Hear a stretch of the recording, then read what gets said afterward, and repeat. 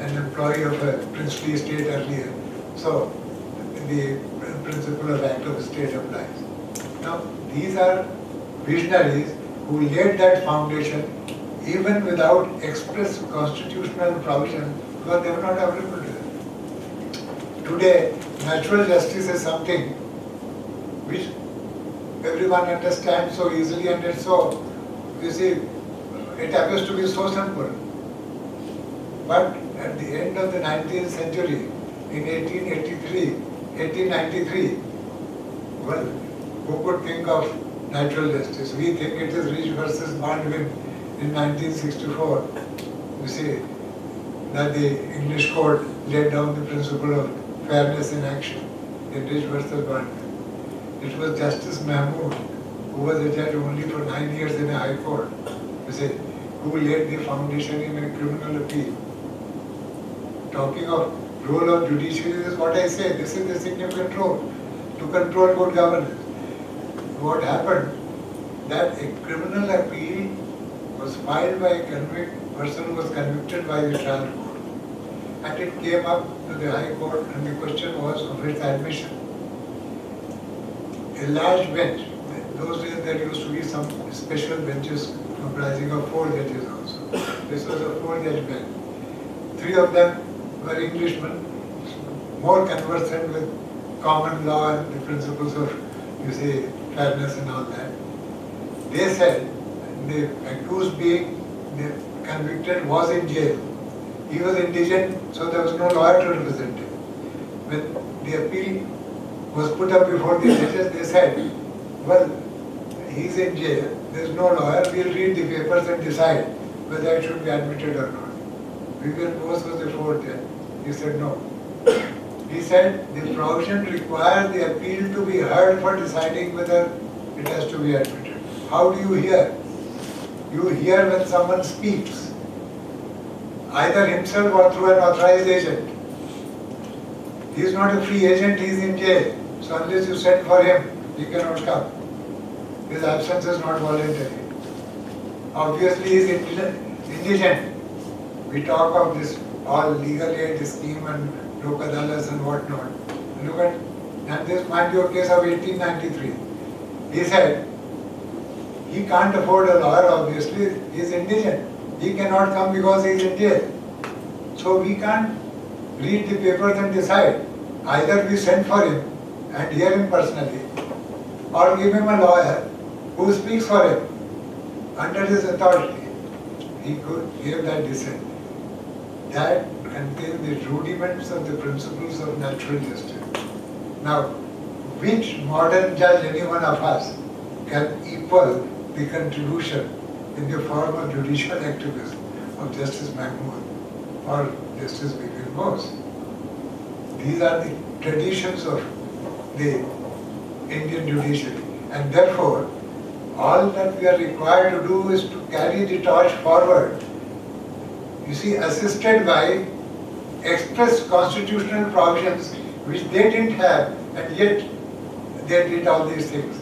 So, I personally think the role of judiciary, we have to, because the need is also more today. The need is more today. Now, these are some of the instances which I thought I will mention to integrate this thought with our ancestors in the judiciary, to whom really we owe a lot. Now, one thing which troubles everyone and which is the hot topic for this, that is judicial activism, very often, you see, talked of in a pejorative sense. Now, I like to divide the role of the Indian judiciary under the Constitution broadly in 2 phases. One was, you see, initially of course it was very conservative, K.K. Gopalan case was there, etc. But post-emergency, actually particularly 2 of those judges who let down the people of this country in that ADM level post case, apparently wanting to redeem. They were both intellectually very superior. So they were working overtime to redeem their own image. And therefore, you see, they did commence this, liberalize the locus standi and gave fillip to public interest litigation. But what was that area? That area was prisoners' rights, have-nots' rights, all those directive principles which were not enforceable directly, you see, which was a great contribution, no doubt, for whatever reason. But that was something when the court was doing that, it was really performing or facilitating performance of the task of the executive. You see, and therefore the inaction on the part of the political executive mainly was being performed by directions of the court. It didn't hurt the powers that be. They were happy that this was being done, and they were having the benefit of court orders directing them to do that. So there was absolutely no problem with judicial activism because it was assisting them and improving their own image. The trouble started in the decade of 1990s when accountability of public men was being enforced through the medium of the court, and probity in public life, starting with Hawala and those other cases, developing the principle of continuing maintenance started, because then it was started hurting the powers that be. And if you see, this criticism of judicial activism, as it was called, actually started growing from that time, not earlier. Because earlier it was not hurting the powers that be. Now, but this directly also not only first did relate to governance, to make it more humane, but the second one certainly was also in the same direction. Now, therefore, how to decide what is legitimate judicial intervention and what is not? I think that's the crux of the matter. The way I have always viewed it and understood it and tried to keep within that boundary is this. So long as judicial intervention is of the kind that it falls within the delineated boundaries of judiciary's role under the Constitution. See, so as to be legitimate judicial review by deciding legal questions, etc., etc. Well, call it judicial activism, call it whatever you like, but it is legitimate judicial intervention, and therefore it cannot be faulted because that falls exclusively within the domain of the judiciary under the Constitution. But how do you test whether it is so or not? For that, the way I have always understood is this.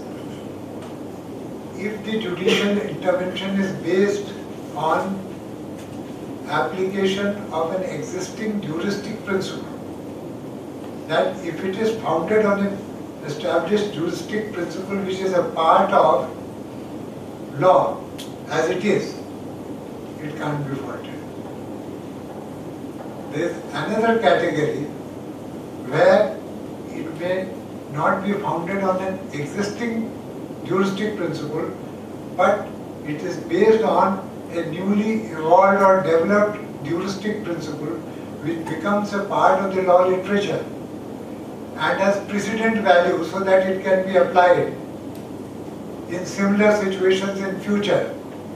It is not merely an ad hoc order for a particular case, and to use the expression of an English case, not a railroad ticket good only for one journey. Not a railroad, just as a railroad ticket you buy and travel to the place and throw the ticket becomes useless, it's only for good. So long as it is not a railroad ticket good for journey, but a ticket which is equally valid for all similar journeys in future also, then you have help in developing the law and making it a part of the law literature. Now, if the juristic basis of either kind is there, it is legitimate, and if what the judiciary has done is to decide the central legal issue, there are many things. Now, for example, what you said is political question you cannot decide. Naturally, that is in the domain long back, what is political question, what is not. Baker's case, US Supreme Court, that long back. But a policy matter may depend on decision of a central legal issue. That decision of that legal issue is entirely in the domain of the judiciary. So what the judiciary does in such a case is to decide that central legal issue, the answer to which answers the larger issue. The court has not decided the larger issue. You are seeing some of the cases which are at present in the court, which are going on, where it may appear that they are examining policies, but no, the question is, for example, whether the action taken was arbitrary or not. That's Article 14, rule of non-arbitrariness, is a part of that. Whether there was corruption in a particular decision. Well, corruption-free governance is a basic human right, Article 14 and 21 directly involved. So long as you are doing that, it is legitimate. If you transgress that limit, then it becomes either judicial ad hocism, so that it has no precedent value, or judicial tyranny. Now both of them are not legitimate. And another way of looking at it is this. Writ of mandamus, and under the Constitution and even otherwise under the Specific Relief Act, under the general law.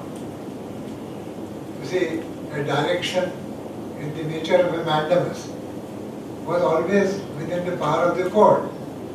Writ of mandamus is expressly provided in Article 32 and 26.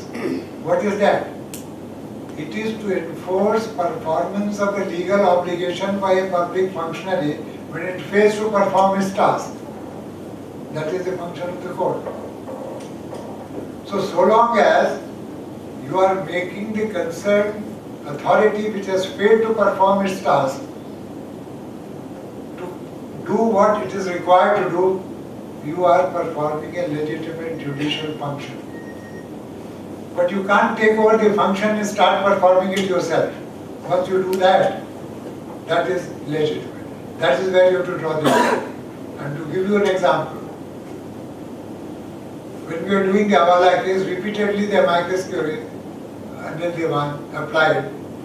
He said, please constitute a committee for investigating into these matters which are not being investigated by the CBI, headed by a retired Supreme Court judge and some retired police officers. I said, this is a statutory function which has to be performed by a statutory body in position according to our constitutional and legal scheme. A judge is trained only to adjudicate, not to investigate.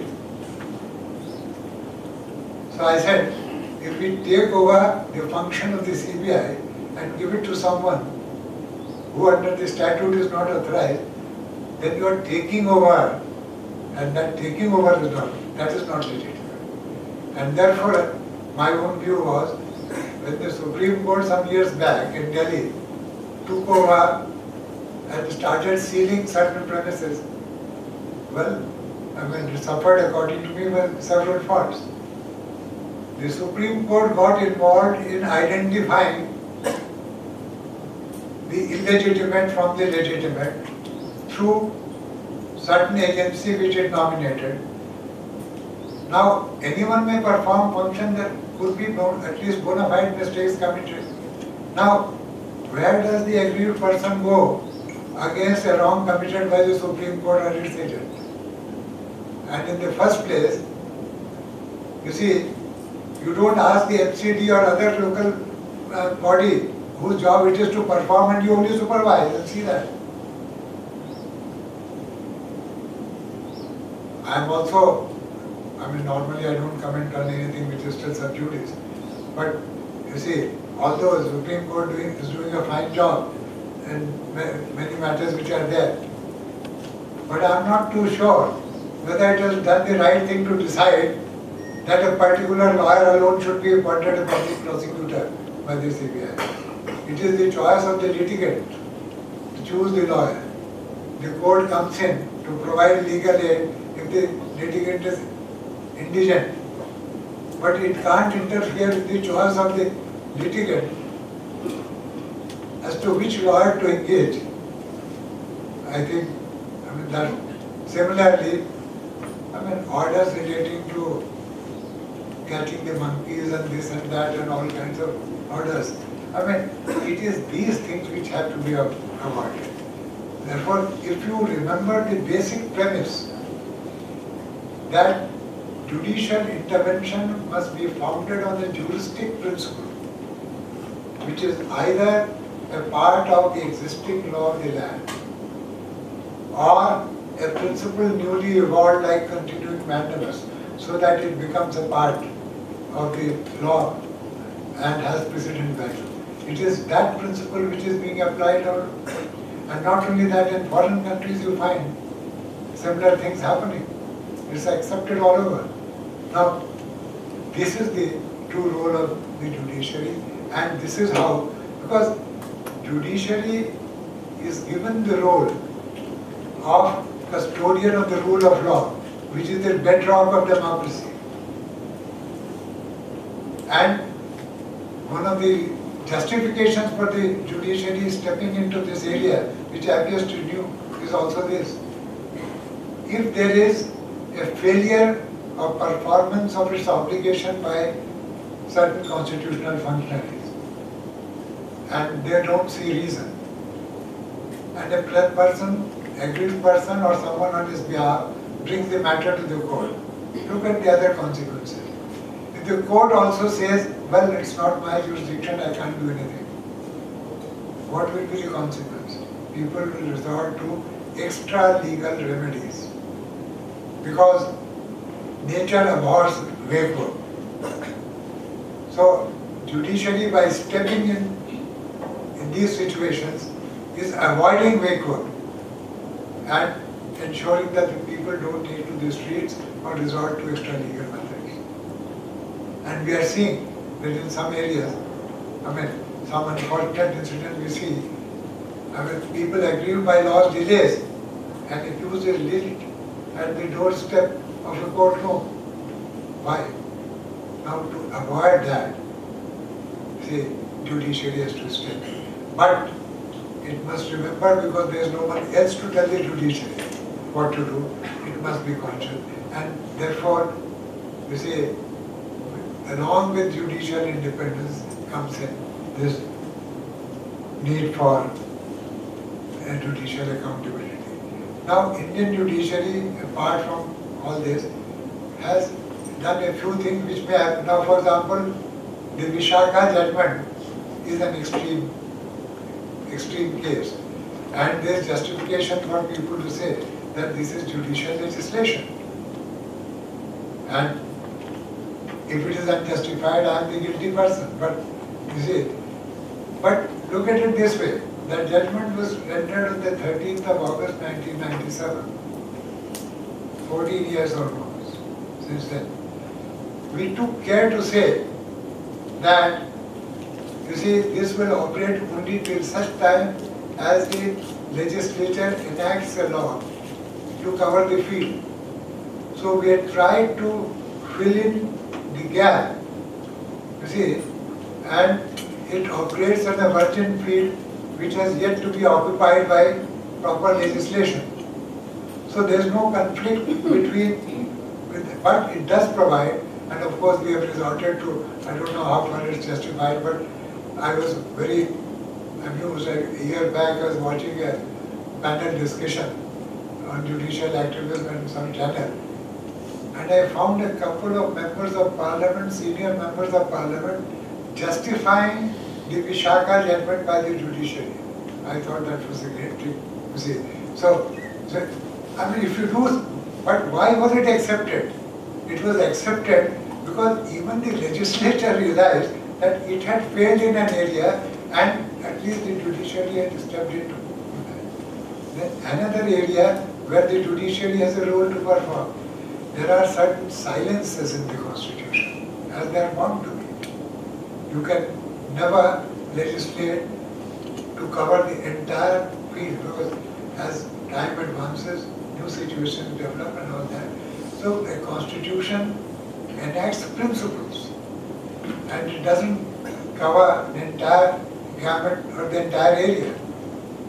Now, silences of the constitution are now for quite some time. Actually, there's a, for those who are interested, lawyers and judges particularly, there's a book by Michael Foley on silences of the constitution that indicates what it is. Silences of the constitution are now accepted as an advanced constitutional device to prevent eyeball to eyeball confrontation and leave certain grey areas, so that if there are certain grey areas delineating the boundaries, then each side is aware, not too sure. If you draw a specific line, then up to that point the person goes without hesitation and then tries to see if he can overstep. If there is a buffer zone, well, both are kept in check. And then that also gives a scope for development of the law in a proper direction depending on the contingencies of the future. So the judiciary has a role to fill in these silences in the constitution by interpreting them in accordance with the conventions which develop and to fulfill the needs of the times. See? Now, this also requires a visionary approach, and that role also is performed by why? Because constitution is, or the law is, what the judiciary says it is. So in doing that, but then ultimately the broad contours of what is required to be, what are the principles enunciated, they have to be kept in mind. So this is an important area. In this respect, the Indian judiciary, in performance of its role because of its peculiar needs, the Bangalore principles and even otherwise accepted norms are that the domestic law has to be interpreted consistent with the international law. That is Bangalore principles and that's the accepted norm.